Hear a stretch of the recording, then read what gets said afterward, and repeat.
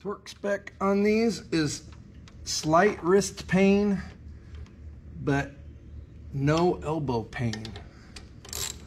So right there. Let's go take a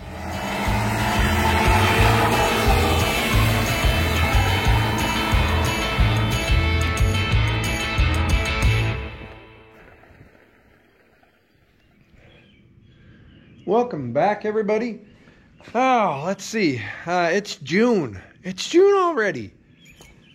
One day you're complaining because it's super cold and you can't get anything done in the shop, and the next day it's June. We got a lot to get done this week. It's a Monday.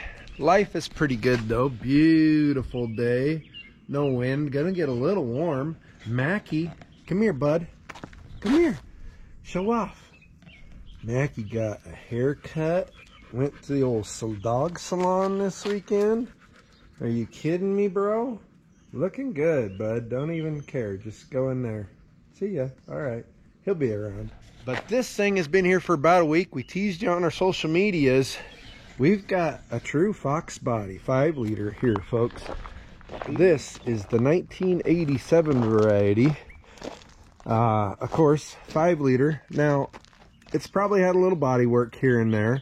It ain't a show car right now, but it's got some stance going on. Previous owner did some stance. The owner that brought it to me did not do that. Looks like we've got some about 18s on it, something like that. Let's look for a number 17s. Okay, some nice fatty tires on there. Notchback, that's the one I'd be after. It's got the actual trunk, it's not the hatch. But really a clean little car. It's got some swapped in buckets from something in it that fit really nice. A friend of mine owns it, and he says, hey, I want to be able to drive it a little bit more. I want to be able to enjoy it a little bit more. He's a little concerned about the ride height and the fact that the rubber meets the plastic and the metal every once in a while. It rubs, is what I'm saying, I guess. And then he just wants it to run reliably. A little bit of a concern about maybe when it's not warmed up, it has an uneven idle. So we're going to look at that right now. We haven't had it running yet. It's been here almost a week, but we're on it now. Let's get it started up and moved into the shop and just take a look at this bad ride.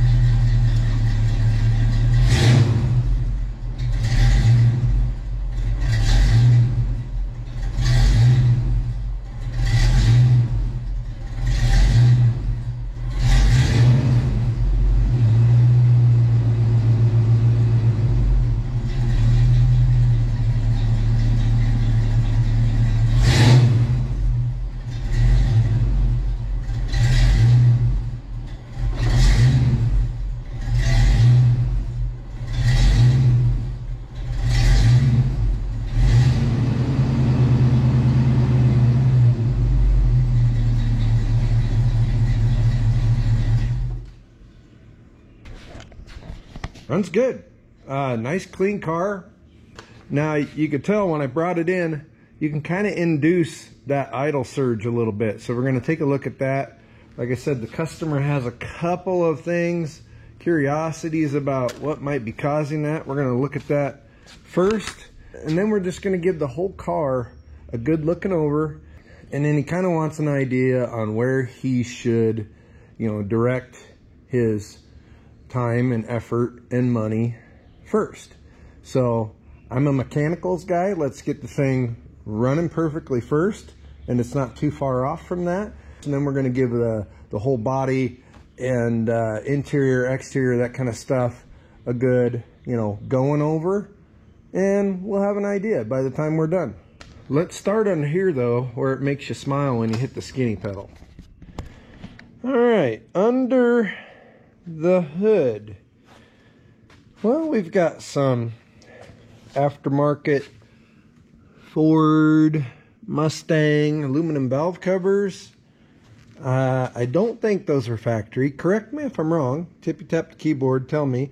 We've got a fairly BBK Chinesium looking cold air intake. This is one thing that the current owner thinks might be contributing to the issue of that surging idle. So we'll have to see what kind of elements on the end of this, and then we'll have to just kind of, it looks like everything's clamped on nice, but we'll see. We've got some bright red tape holding on to the main positive. I pulled that out. Terminal on the battery. If you look real close, that's still a little loose in there. So we're definitely going to fix that up. And then we have black tape on the other side. We'll probably roll this tape out of here, because a lot of times this is the factory end here. This is some sort of a Walmart replacement end, which is fine, but we need to get her tighter on there. But this one, sometimes they just kind of start to corrode inside of these factory ends, and you'll see the wiggle here. We can't see the wiggle because we've got 38 feet of electrical tape on there, which is not horrible. I want to see the wiggle. We've got some, we've got headers. That's cool. We've got some, plug wires are looking pretty new. Nothing super spectacular, but they look to be in good shape. And yeah, that kind of thing. Now, all the wiring, for the most part, looks like it's fairly unmolested, which is a good thing. I mean, this car's been through numerous owners, I'm sure. Now, we do have a newer, looks like chain store alternator on here, and then we've got some of this more, let's make connections and then cover them up with black tape. But the charging system seems to be working, so we're going to double check that, but we're not going to dissect that at this time. And then let's go over here, because on this first generation fuel injection, the OBD1 system, we can check codes. Now, I'm a little concerned because when I started it up to bring it in here, the check engine light did not come on at all. It should come on through some sort of a self-test, initiation, and then go off. But it does not illuminate at all. So, we're going to move on then.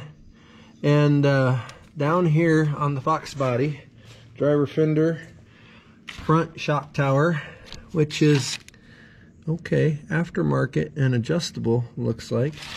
We're looking for these two connectors. Usually they'd be mounted under a box, or kind of stuck in a box over here, clipped into a box, but you know what I'm saying. We need this one with the tan wire, just a single square connector, and then this one that looks like a house. And to read the codes without a scan tool on this bad ride, we're going to go from the second story house window there to our single wire here with just a spade jumper. And now we should be able to go turn the key on, and it might flash at us and tell us if there are any codes present.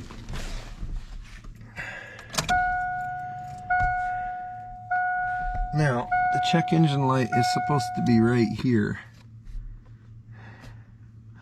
We had a belt light and we had an amp light. So, someone, either the check engine light burnt out, which is extremely rare, or more than likely, somewhere along the line, it got deleted. So we don't have a way of checking for codes at the moment. For right now, let's pull this air filter out, make sure it's clean, and then we're also going to look inside the throttle body. We might pull the auto air control out and do a little cleaning in that throttle body, and that might help that surge a little bit as well. not cool, bro. How? Why? Okay. Come on now.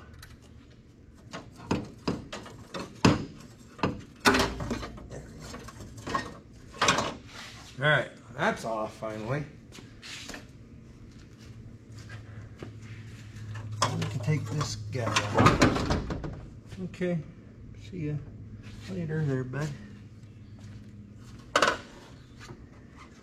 Okay, there's this piece. And then if we're lucky, it'll come out. It's gonna come on now. Let's go. Here we go. All right. We've got is this a Spectra? We've got this. Clean. So it's going to go back in. You know, not top of the line. It certainly isn't a K&N as the sticker would suggest. It's not of that quality. But anyway, it's clean. Looking at the throttle, this is air density fuel injection. So we've got an idle air control motor here. We've got a throttle position sensor here, and then we've got a mass air pressure sensor. This guy over here, so what we're doing is we're monitoring the amount of vacuum, which is the load of the engine. We're monitoring the throttle position, and then we're making idle air control adjustments with this on that end. But we're looking at engine speed, vacuum, and then downstream we're looking at O2 sensor stuff to make adjustments to those two big factors, basically. Now inside of this throttle body, even though we don't have like a mass airflow or anything to clean up in here, it is really dirty. So I'm gonna recommend that we go ahead and pop that off. I don't know if you guys can see in there or not, but we're gonna go ahead and pop this guy off and clean it out. Make sure those passages, because in an air density system, so we gotta make sure that those things are clean and they're getting accurate readings. So we're gonna recommend that. And then at the same time, we see we've got a little bit of seepage down here on our valve cover gaskets on this side and on the driver's side. It's just running down, gravity's taking it back to the back corner. Now we've already tightened up. These were loose on the passenger side, so we're gonna go ahead and tighten the driver's side and see if we can't eliminate that or at least slow it down for now. We're not gonna recommend gaskets at this time. And if it continues to leak, we'll maybe have them come back in for valve cover gaskets later on down the road. So top side of the engine, that's really all I'm seeing. Little stuff to make this 5-liter happy again. And the covered gasket bolts are as loose on this side as they were on the other. I'm assuming so. No big deal, just the way things go. You don't want to Armstrong these, you just snug them down. Yeah, this one's, oh gosh. Half a turn on that one before it even, oh yeah, this one's loose up here too, I can see it already. It wobbled when I tapped it with the socket there. Hopefully we'll eliminate this oil leak just with these, the tightening of these valve cover bolts here. We got a nasty bolt, and then right here is where I'm talking about this crack right at my fingernail there. You can see the label showing through. This gets tightened down too many more times and that's just going to break. That ear is going to break completely off and you're never going to get a good connection. We've got, you know, this thing's old enough. Let's see, 87 to 33, 4 years old. So we're just going to cut it right here. We're going to combine these two wires, get back to clean wire, and put a new terminal end on it. And then let's go ahead and take this other side off as well. I just don't like the looks of it, for one. and it's not holding this wire in tight. What this looks like is, it looks like a truck battery end, because that's for a much, it's for a much larger diameter wire, but you can sit there and wiggle it back and forth, and so that's just going to cause problems. Here's the gauge of wire that this is made for. Here's our actual battery cable. So you're not going to get a good, you got to size this the right way. You're not going to get a good connection here. I'm sure this is for a truck cable. And we're going to take a quick lunch break, grab a sandwich. We'll get this fixed up, and then I'll show you what we found under the car. And then, yeah, we're in pretty good shape. All right, we had 2 of these from the Irish parts store in stock. So here now is the correct size of cable end for this. Now if we have to, we can still flip this strap over and get the maximum clamping power out of it, but I don't think we'll need to. Yeah, it's gonna be nice.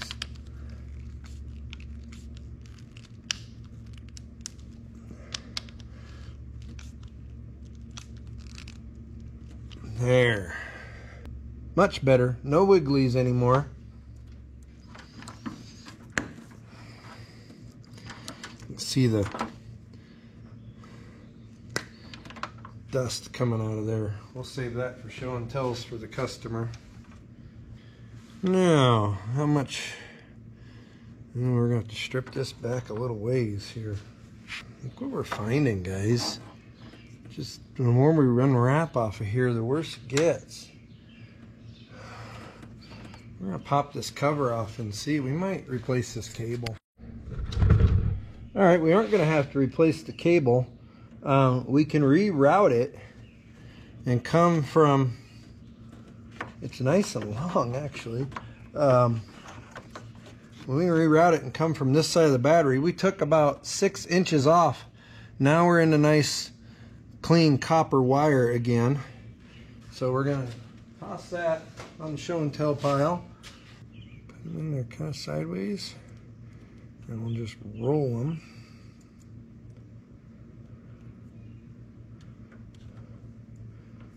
Let smaller wires on top. Real quick.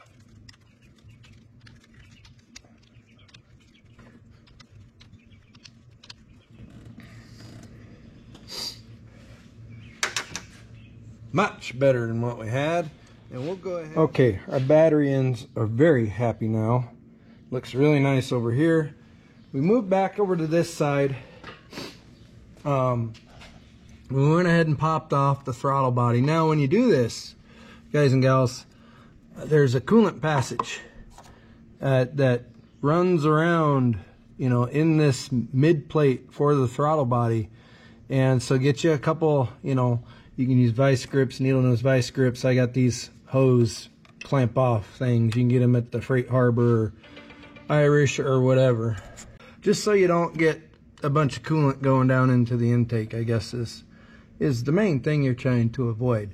Otherwise, 4 bolts, 4 nuts on 4 studs, 2 electrical connections, 1 for your throttle position sensor, 1 for your IAC motor, 1 vacuum connection coming off of your valve cover here for like a PCV situation, and then you have your cruise control cable and your throttle linkages and kickdown linkages there. They just pop off the bottom.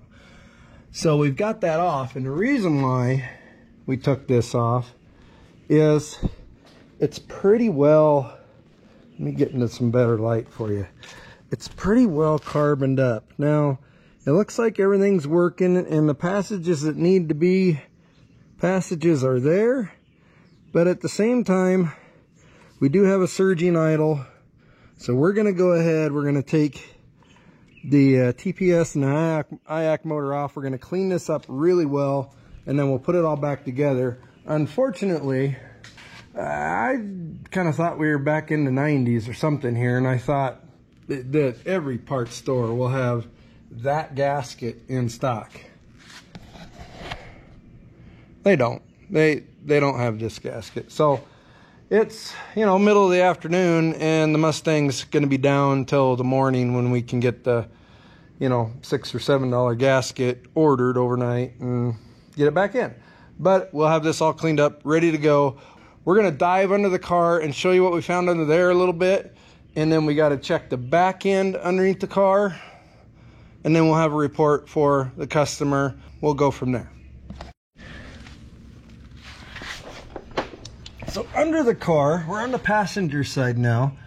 We do have some body damage. It looks like it bottomed out or rolled over something, or somebody tried to jack it up in the wrong place here, right on the seam for the rocker below the front edge of the driver's door.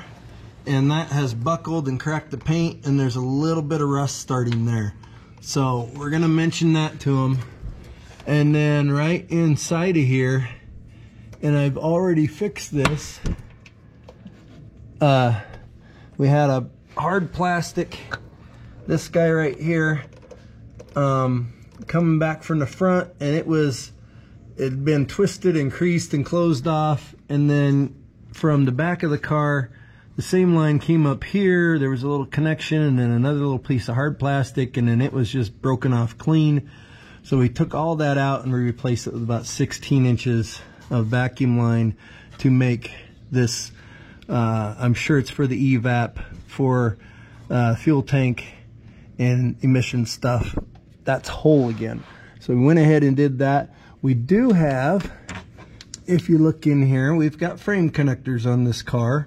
So that's kind of cool, bringing the front and rear subframes together. Now we've got some little bit of booger welding going on, but for the most part, looks like it's gonna hold. Everything's got a nice thin coating of, you know, semi-gloss black undercoating or whatever on it. Digging in here a little deeper, and I might have to go to the other side. Yeah, we're gonna go to the other side. Everything on this side at the front part of the car is in pretty good shape. Okay, driver's side, we actually have, you guys and gals, a little bit of a rust hole in the floor right at the bottom of I guess where your footwell is, right at that crease from the footwell where it comes down and then goes flat. So that's a little interesting. And then additionally, here's one of our more significant issues: the connection for the transmission cross member on the driver's side. You can see the two ears are a little bunged up, but then more importantly, the center sections are completely rusted through. Otherwise, we're not in bad shape under here. We've got a little bit of a sign of an oil leak. We're gonna let that ride for a bit. It could be rear main seal, but we do know that the valve covers were leaking a little bit. So we're gonna let that go for a little bit and see if it doesn't, you know, slow down, or if we can isolate that to the rear main rather than the valve covers. Another issue on the exhaust, on the header collector on this side. Look at that teeny tiny little bolt right there. Little 1/4 inch bolt. Looks like they twisted out or twisted off the header stud. And rather than drill it out a little bit bigger, they found a smallish bolt to go in there. Right now it's not leaking, but that also, you can see the lock washer isn't even flat. It's not very tight, and the other one really isn't very tight. So kind of lucky that's not leaking. I'm going to maybe suggest that we do that sooner than later, just so it doesn't become a problem. It looks like those connections will come apart pretty easily right now, but they may not down the road. I think that's most of it under this side of the car. Well, I'll tell you what, we're under the hind end of this thing. We got a little bit of an issue with the exhaust. It just barely touches the plastic bumper cover, but we could drop that down with some manipulation of the hangers there. But otherwise, really clean back here for the most part. We do have some rot in the rear section of what you'd call the gosh darn it, but the frame, basically, the support structure for the body of the car. On the driver's side, that last 14 inches or so is pretty rotten up in there on both sides. But, you know, you could probably get that section and put that in there without too much trouble. Now, the good news is the rear quarters and fenders, the damage and the rot is pretty much contained to the outside skin. The inside looks really nice. You got a little something going on here in the corner, but you could get away with you know, some cleanup and then fixing, you know, the worst parts. Like here's the other side of that frame extension, but not horrible on that side. And then over here we've got, you know, somebody put a tow hook on the wrong place. That's not the end of the world. We need a new gasket for the filler. Looks like we got a torn gasket and maybe like a shop rag up in there. But this frame extension is not nearly as bad. In fact, it looks like, if anything, some surface thrust only. And then again, as far as the rear fender goes, or quarter panel, any of the rust is contained to the outside sheet metal. All the inside panels look really nice. So yeah, the rear diff is dry. Looks to be in good shape. 8.8, I believe, is what that is. And yeah, we've got our lowering springs and newish shocks. I might see if he wants me to do a fuel filter. There's your fuel filter up there. And then we've got our frame connectors, and again, a little boogery, but not, I've seen much worse. So yeah, the back of the car is pretty decent, guys and gals. Pretty decent. And here you can see where that's rubbing pretty good, but we could just kind of bendish on these hangers and get that down just a 1/4 inches on these. In these, it's been a long time since I had one of these apart, but we want to take all the plastic off of it so we can clean it good. It's going to come off nice and clean at least. And see what this does now. Good opportunity to show you. It regulates the amount of air that can come in from this hole to this hole. When the throttle is closed, your air goes right through here, which goes into here, which then goes in back into the engine on the back side. So your butterfly on your 5-liter is completely shut. There's no air going anywhere through here. When you're idling, it's all going through here.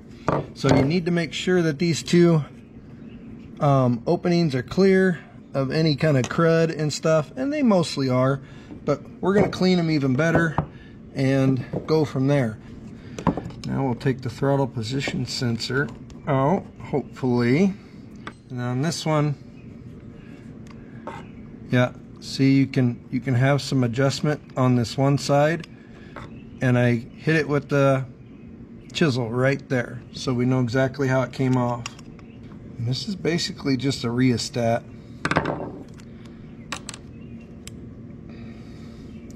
That connects into there. So now this should, yeah, that should stay shut. So now all of our plastic is off of here, and we can go about getting some of this carbon and other gunk off of this throttle body. I'll get this all cleaned. All right, we're cleaned up. Parts washer, carb cleaner, everything's super happy clean. We went ahead and cleaned off the gasket surface with the die grinder and a little bit of scuff pad. Yeah, so we're gonna throw this back together quick. There we go. Alrighty. So we're happy, ready to go back in. We're gonna stuff a shop rag in that intake, take a quick peek on the inside of this thing with you, and then we'll button everything up tomorrow and see what we got to do and what we don't got to do on our list. Now, whether or not this was 100% necessary is a little debatable, but let me show you this gasket, ladies and gentlemen. The throttle body gasket was just hanging on. I mean, this was gonna fail before too long. So, you know, maybe it's a good thing that we decided to go ahead and clean things up. We'll put a new gasket on tomorrow. Life will be super good. Let's get you in the cockpit of this thing real quick, because, you know, being an 87 notchback 5 liter and it came all, you know, slammed on the ground, a guy could think pretty easily that, you know, this has probably been through at least 3 or 4 different Ricky Racers over the years. But I'm telling you what, it's fairly unmolested. Door cards are nice. It's got the hand crank windows, but power locks. It does have some seats that are swapped in. They fit really nicely. I think they're swapped in because they're electric, and then we still have the manuals in the front. So I don't think they're factory seats, I guess, but they're comfortable. Once you're in here, oh, you're way down in here. You know, the dash is hanging on. For what it is, everything is in really good shape. You got one little crack here, a little bit of bulging and you know, age and in the sunshine and, you know, hot and cold 30 some years of just living as a 5 liter Mustang. But overall, in really good condition. Look at that dome light, it's perfect. So yeah, we got us, well, we don't got us, this customer has himself a really nice driver Mustang. So we're going to try to make it a little bit nicer. We'll see what his short-term, mid-term, and really long-term plans are, but yeah, he's pretty stoked about this car, as he should be. So we're going to orientate this with the tab down. We do have one little extra, you know, nubbin of space here that wants a gasket, and we have a corresponding, you know, nubbin of space on our gasket. So that's how we're going to make that happy. Our tabs are going to go straight down like that. So let's paint the back side of this with a Permatex. Again, this is the Permatex 862 high-tech gasket sealant. I used to be a Indian head guy as far as gasket sealants go, and then this came along, and this seems to be, you know, the next bestest thing, and actually the next little bit better thing than the Indian head even. So it is just a little stringy, I will say that.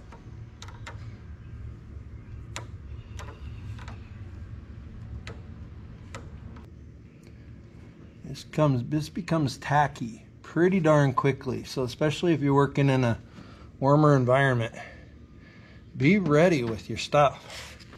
We can do our linkages for our stuff after it's on, so that's no big deal. We're gonna go ahead and get this situated. It's snug, and my light just went out. Sorry guys.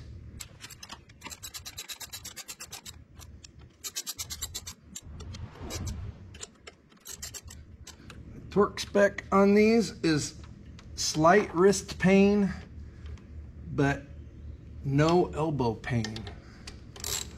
So right there, there's that one. I don't know what that was. Oh shoot, that's my Permatex. Oh, I can't get to it.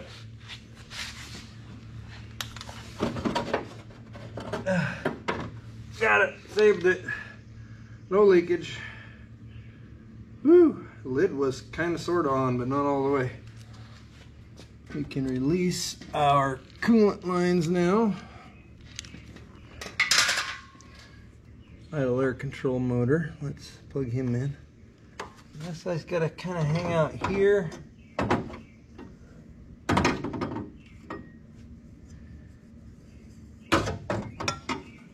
And then I gotta get the filter to come up through there. And then slide on there. and stay on there while I can come in through here and hold on to it. I didn't even know that. No wonder. That's probably where they get the cold air from, huh? Okay, this isn't going to be as horrible as I thought it might be. Up into there. Then I can come in here and do that. And then this guy. I am recording this. Great.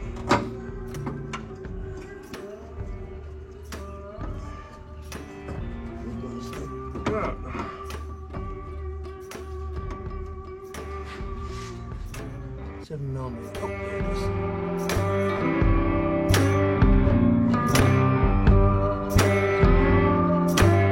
Okay. And then it just kind of hangs out here.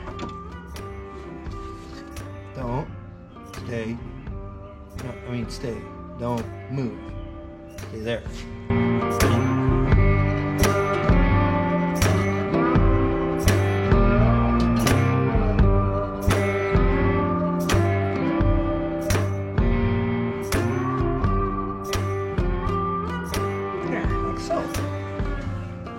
Horrible. All right, let's fire this thing up. See what we got going on here.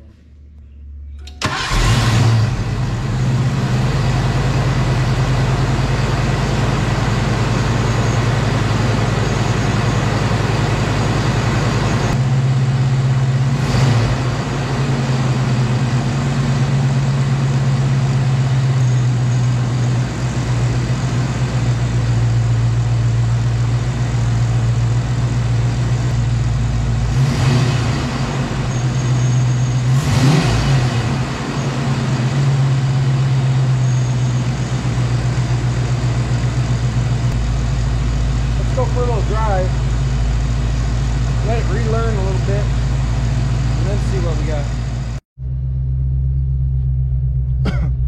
All right, we're about 10 minutes into our drive here. Thing is running wonderfully, but now that it's warmed up, we are idling just about just a tick over 1,000. So we're gonna try, rather than mess with that throttle position sensor, because it comes back down to idle so nicely now. We're going to try just to mechanically reduce that idle down to about 750, 800 and see if we can manage it that way. When it comes to mechanically adjusting a little bit of a high idle, even though it's a fuel injected car, we're right there at 750. In gear, we're about 650. No shutter, no nothing. Life is pretty good. Let's continue our road test. Thing drives straight as an arrow. Runs out great. I think the AC works, but I'm not going to mess with that. We've got one window down, one window up, so I can at least talk to you guys and gals. But yeah, we're cruising right down the road. Beautiful little car. Runs great. Yeah. We do have to remind me when we get back to the shop, we got to look at the transmission fluid and see if maybe it needs service. That'd be the one thing that maybe we'd add to our list. But as far as the surging and the check engine light, guys and gals, if it ain't broke, don't fix it. We're gonna take that off the list. This thing's running great. It's idling smoothly, hot or cold now. We'll check it again tomorrow morning. It is going to stay at the shop tonight. So, but yeah, I'm really pleased with how this thing responded to just some cleaning of the throttle body. So we'll get turned around here and maybe we'll do just a tickle of a pull and get back to the shop. We managed to make this road trip last all the way to Mexico. Oh, there's those big tires rubbing the inner fenders. Careful of that. Can't go lock to lock on this rig. Let's see, we'll put just a little foot brake to it. Oh, that didn't take much.